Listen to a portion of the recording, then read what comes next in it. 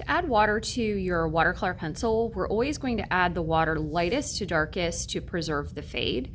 So for your dark to light, we're going to add it lightest to darkest. For your analogous color set here, I would just add your water where the lightest color is and blend it into the darkest color. So you're kind of always working from light to dark. Now, a couple things. For these shapes here, because they're rectangles, I'm actually going to use my flat brush. It's just going to help me paint in a straight line and angle. I am wetting my paintbrush to start, and then I am going to add the water here. Now, as I add the water, what will happen is the color will turn to paint. So I can see how this is kind of looking cool. It's easily spreadable. If you run out of water, just redip your paintbrush. Now, this worksheet paper that we are painting on is really not absorbent. So if your color fades turn a little bit gray, don't worry. They will dry once the paper dries. Okay, so that's kind of my brown color fade there. That's looking pretty good. I'm going to do the last couple here, lightest to darkest.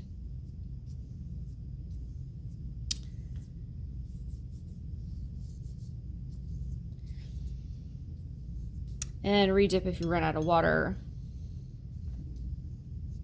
Now, the cool thing about watercolor pencil is that it is water soluble, meaning it dissolves when you add that water like we're seeing right now. The other cool thing is if you have small areas with detail, you can keep them just the regular color pencil. You don't necessarily have to add water to everything. Okay, so going from dark to light here, you can really see how I preserve that fade, and I will do the last one here. So adding that water, lightest to darkest.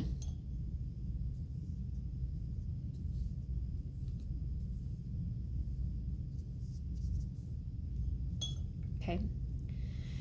I am going to rinse and blot really good on my paper towel, and then I'm going to do my analogous color sets. Now, my analogous color sets are those colors that are side by side on the color wheel. They have a color in common. So red goes into the creation of orange. I am adding my water from my lighter color into my darker one.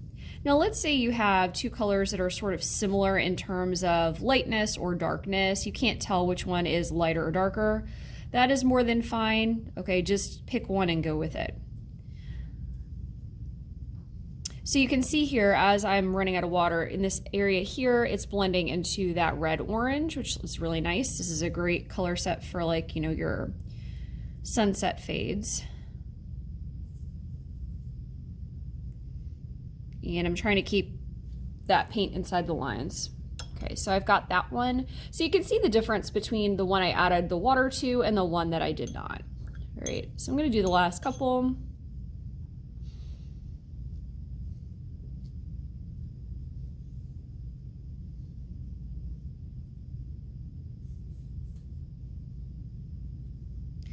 So adding the light.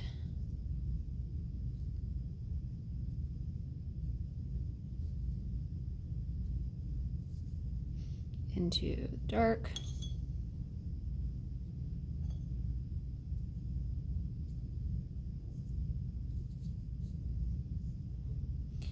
And then the second one, or this last one here, sorry.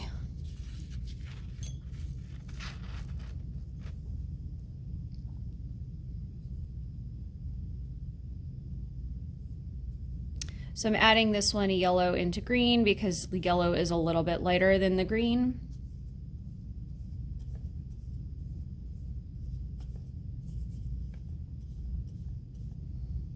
Running out of water here, I'm going to redip, add some more. Okay, and then keep that color inside the lines. There you go. Nice. Okay, so at this point, I'm going to move on to the cylinders. Now, the cylinders are a little bit tricky. I'm still going to use the same flat brush just because, again, I've got some straight lines in a larger curve here.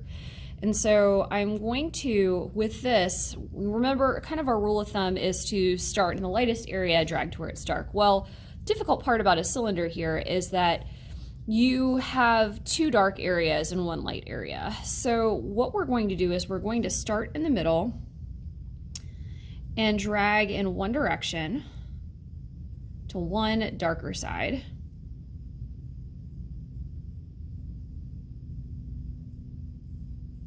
Okay, I'm gonna rinse my paintbrush, blot it on my paper towel, get that color off, okay? And then I am going to start in the middle and go to the opposite side. This will help me preserve that light in the middle. If I do it any other way, it's just going to make that center part very, very, very dark, and then there's no shading within that particular form, okay? Now, at this point in time, I'm going to add a little bit of water to this top area. It's generally not a good idea to paint 2 areas that are side by side, almost not simultaneously, but like consecutively, one right after the other. I'm gonna leave a little strip of dry paper in between here just because I want you to see the different value change. And so I'm starting in the middle and going outward towards the top because that light spot is in the middle. I'm gonna rinse and blot my brush.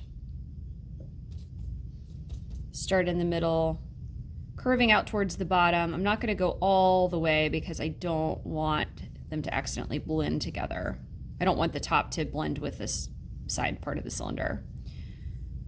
Okay, so I have something that looks like this. Now the cool part about the watercolor pencil, I know you can't see it because it's super soggy, is if you color very lightly with the watercolor pencil, you get a light value of a color.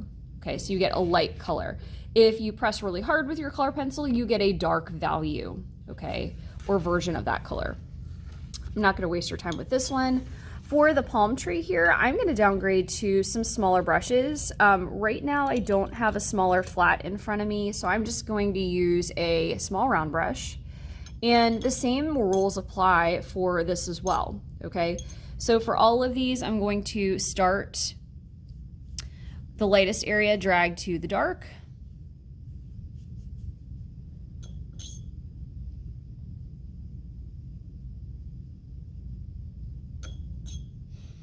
So, and then I'm gonna add it lightest to darkest on this side.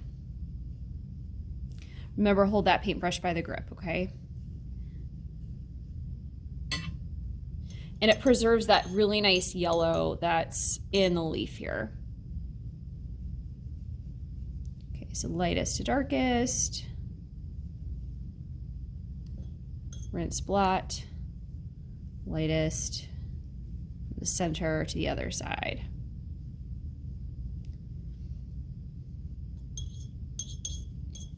I'm going to skip over the coconuts for just a moment and do the same sort of thing with the trunk. So I'm going to add water where it's lightest, drag into where it's dark on one side, rinse and blot, adding the water in the center, dragging outward.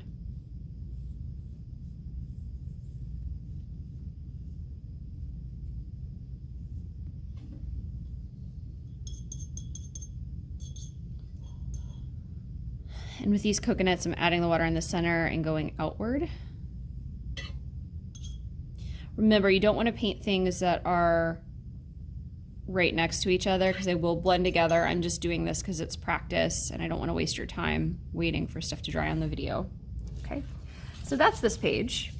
And then for your circles here, I like these because it gives you an idea of a little bit larger how to blend the dark to light to dark again. Okay, so remember we did that in a curved manner. I'm actually going to use my my flat for this, and I am going to start with my water in the middle, curve outward toward the outside. Oh, I lost my water there. I'm gonna redip. I think I let off right here. There we go. All right, so that side is blended. I'm gonna rinse and blot, start in the center, curve out the opposite way. So remember, for curved objects, you do need to curve your strokes as well.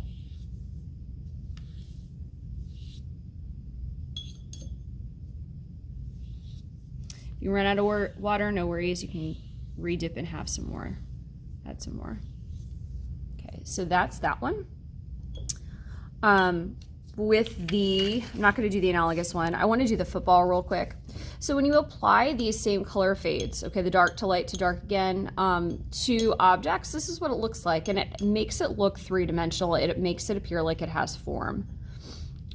So we're going to add water to the middle.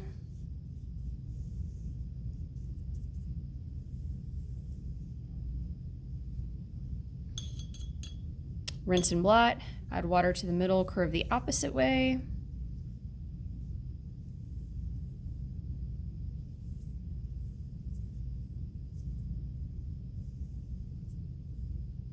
I'm gonna do the ends separately. I really should, actually, you know what? I'm gonna get a point brush for these ends. You know why? Because it's kind of a small place that I can't really reach. So I'm gonna use that small round, middle outward, rinse and blot,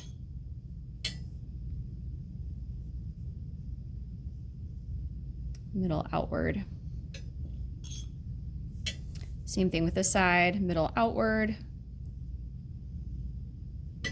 rinse and blot, middle outward.